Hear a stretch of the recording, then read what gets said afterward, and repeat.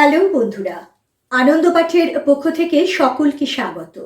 ধারাবাহিকভাবে শরৎচন্দ্র চট্টোপাধ্যায়ের পথের দাবি রচনাংশের যে আলোচনা চলছে, আজ তার চতুর্থ তথা শেষ পর্ব। তোমরা যারা আমার ভিডিওগুলি ফলো করো তারা নিশ্চয়ই বুঝে গেছো, এই ভিডিওগুলিতে একদিকে যেমন পাঠ্যাংশের ব্যাখ্যা চলছে, তেমনি প্রত্যেকটি পর্বে গুরুত্বপূর্ণ প্রশ্নোত্তরও আলোচনা করে দেওয়া হচ্ছে। তাই তোমরা যদি একটু মন দিয়ে শোনো, তাহলে একই সঙ্গে যেমন সম্পূর্ণ পাঠ্যাংশটি তোমরা খুব ভালোভাবে বুঝতে পারবে, তেমনি প্রশ্নোত্তরও তৈরি করে ফেলতে পারবে। চলে আসছি আজকের পাঠে। আগের তিনটি পর্বে আমরা যা জেনেছি খুব সংক্ষেপে একটু বলে নেব তোমাদের বোঝার সুবিধের জন্য। শরৎচন্দ্র চট্টোপাধ্যায়ের বিখ্যাত উপন্যাস পথের দাবি। এই উপন্যাসের প্রেক্ষাপট ভারতবর্ষের স্বাধীনতা সংগ্রাম। বিপ্লবী সব্যসাচী মল্লিক এই উপন্যাসের কেন্দ্রীয় চরিত্র এবং তাকে ঘিরে সম্পূর্ণ উপন্যাসটি আবর্তিত হয়েছে।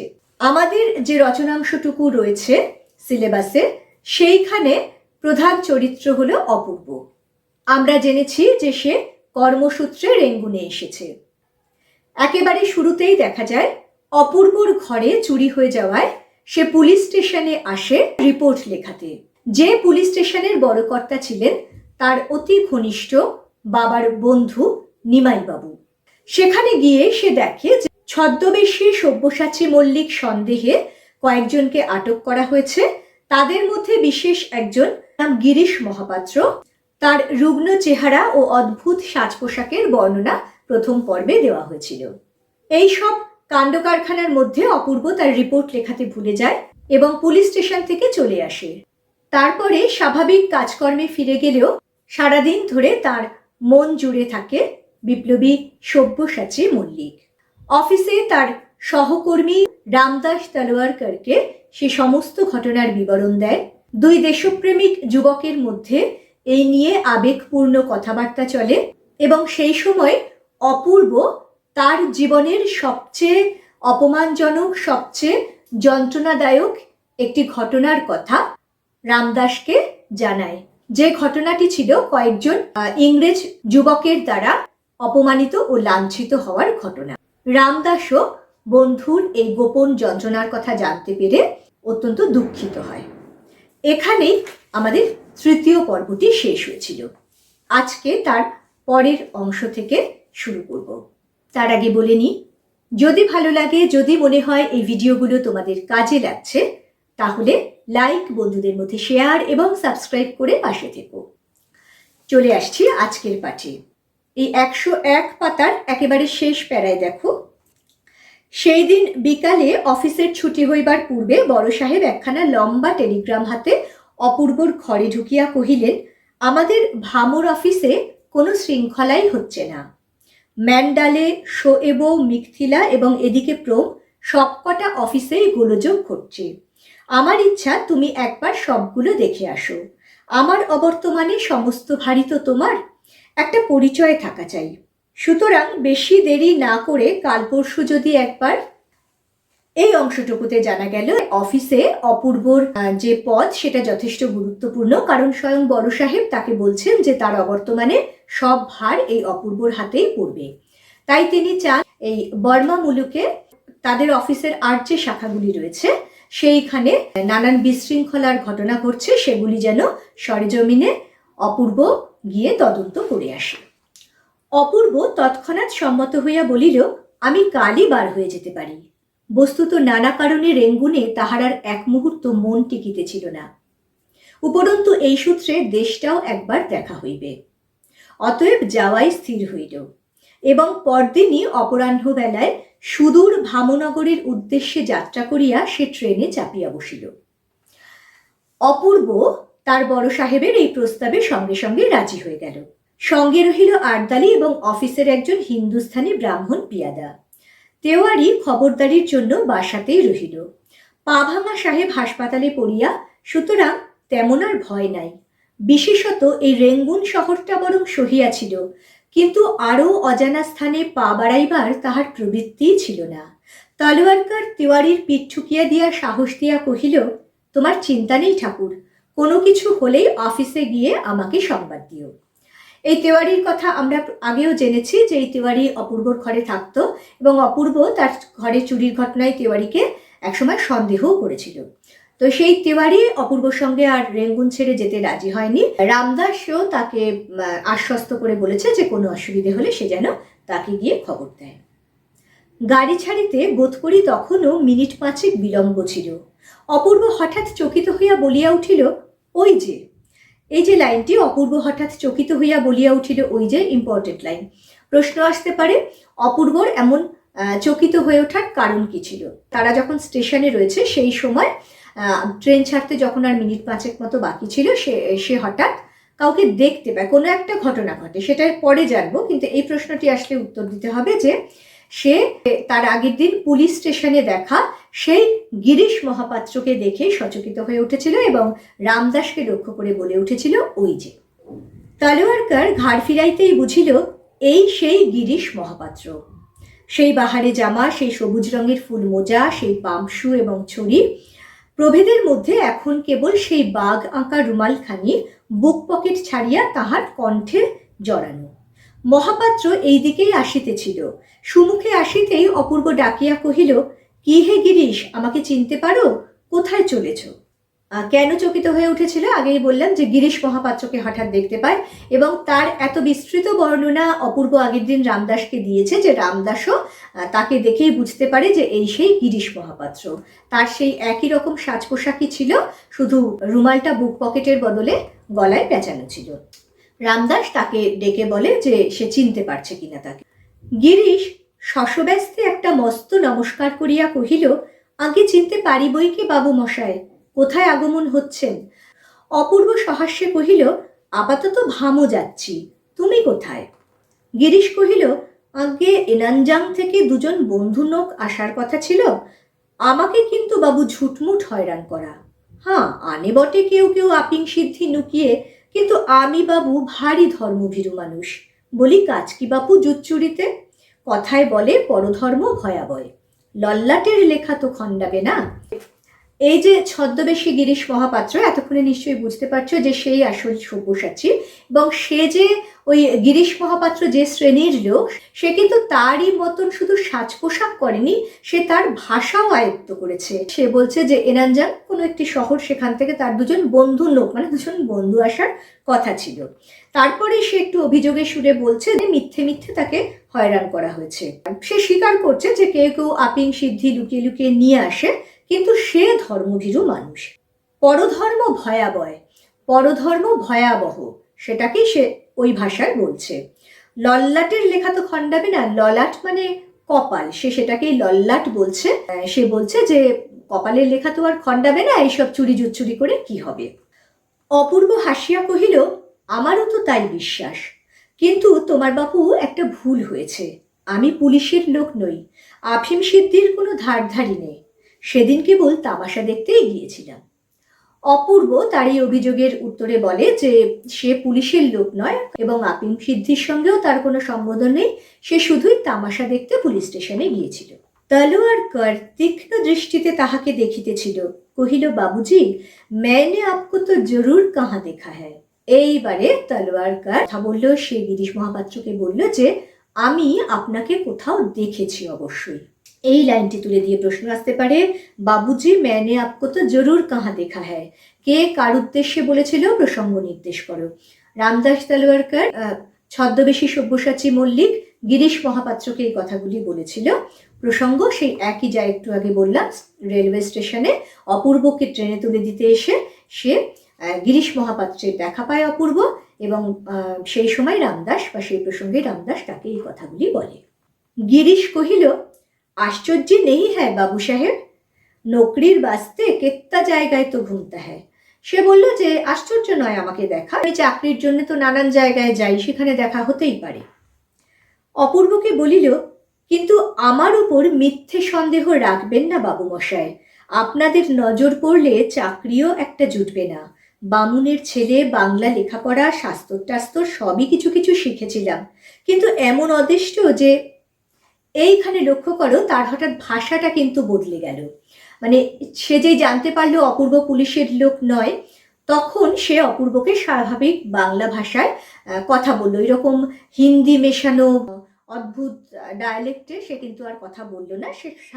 সে খুব স্বাভাবিকভাবে বলল যে তার উপরে মিথ্যে সন্দেহ আপনারা রাখবেন না, কারণ এরকম এখানকার লোকজন এবং অপূর্বকে সে ধরেই নিয়েছে যে পুলিশের লোক না হলেও পুলিশের সঙ্গে তার যোগাযোগ রয়েছে, তাদের যদি নজর পড়ে তাহলে স্বাভাবিকভাবেই তার চাকরিও জুটবে না।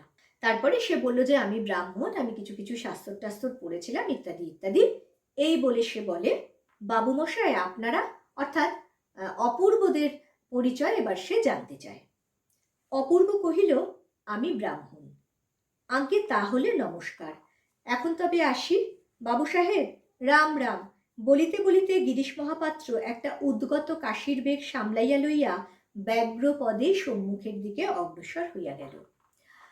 যখন জানলো যে অপূর্ব ব্রাহ্মণ, তখন একটা নমস্কার করে রাম রাম বলে সে তাড়াতাড়ি সেখান থেকে সরে পড়লো, কারণ সে তো আসলে ছদ্মবেশ নিয়ে পালিয়ে বেড়াচ্ছে। একটা জায়গায় অনেকক্ষণ ধরে দাঁড়িয়ে থাকা তার পক্ষে বিপজ্জনক।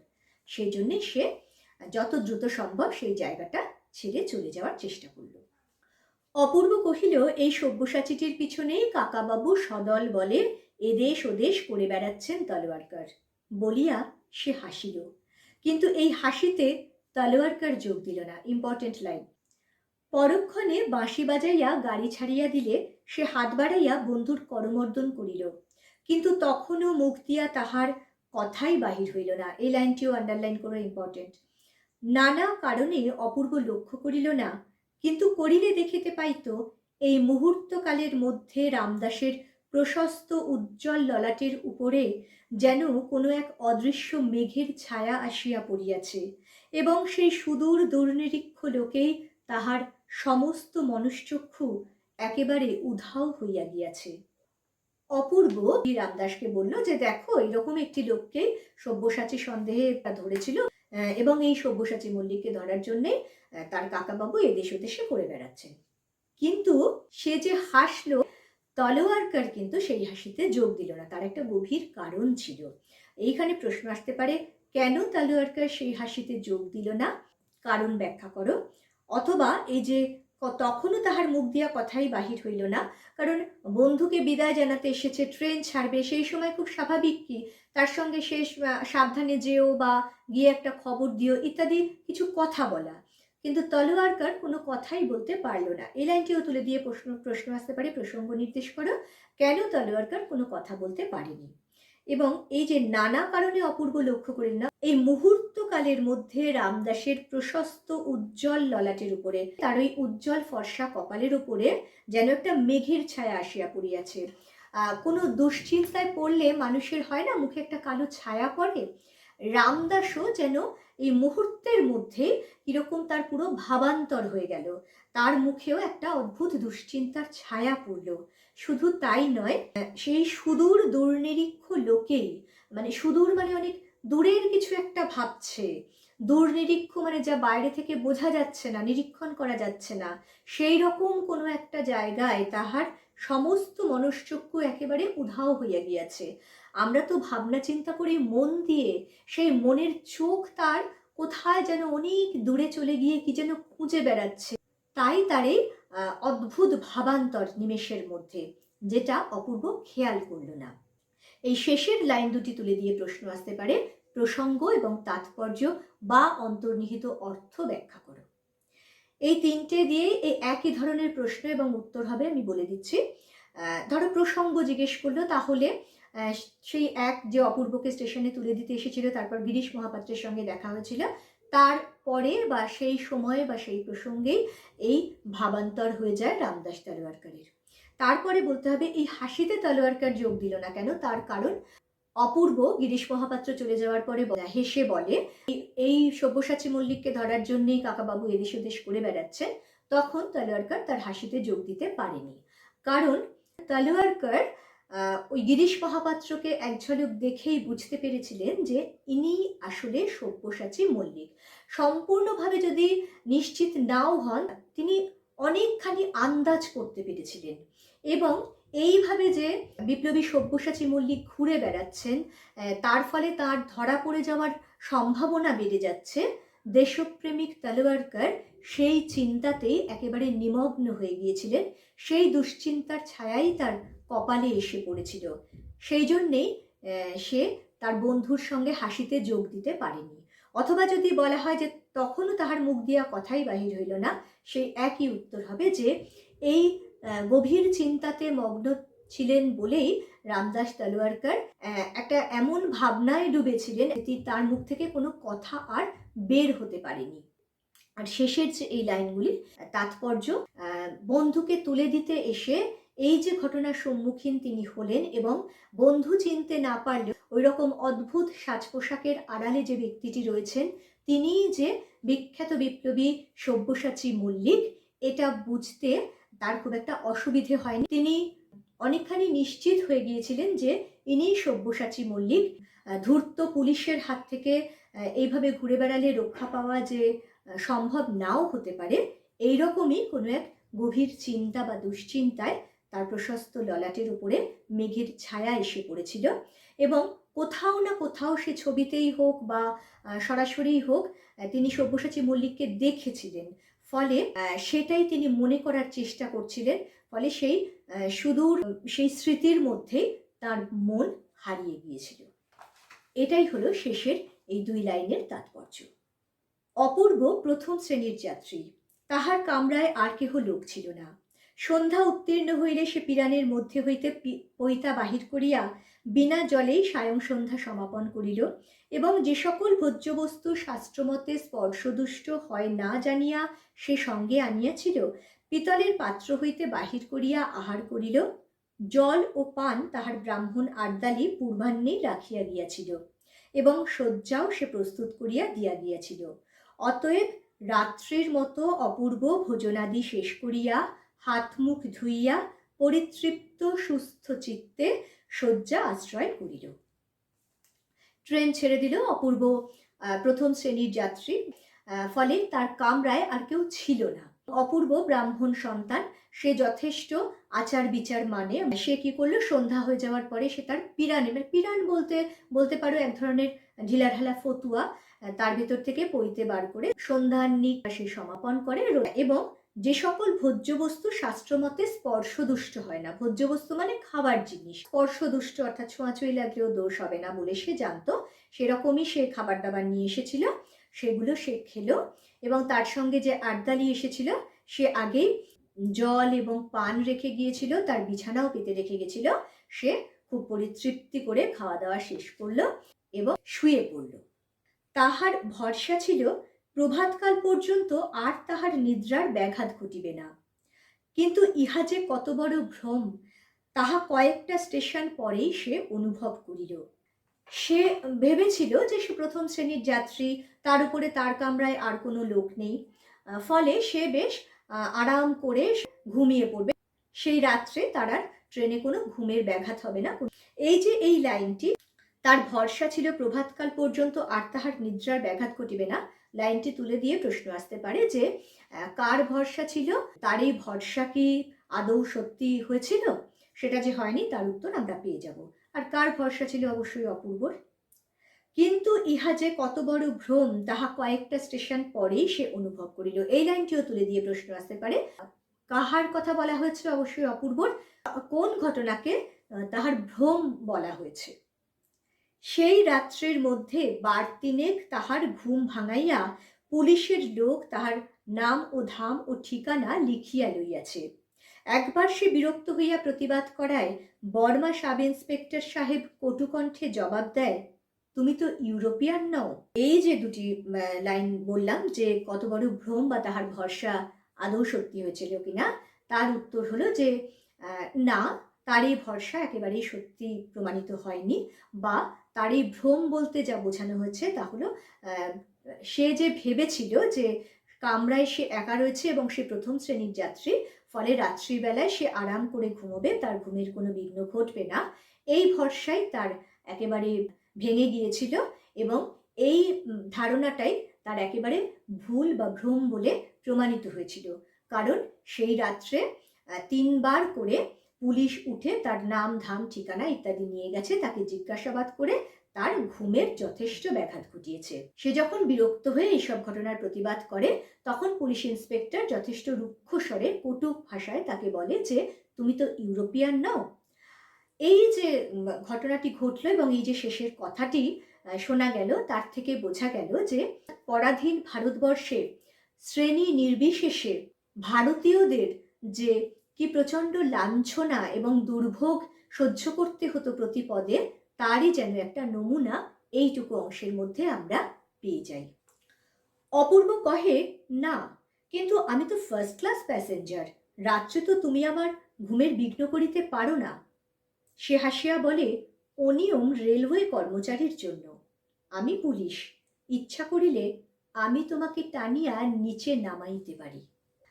এইখানেই এই রচনাংশটি শেষ হয়েছে।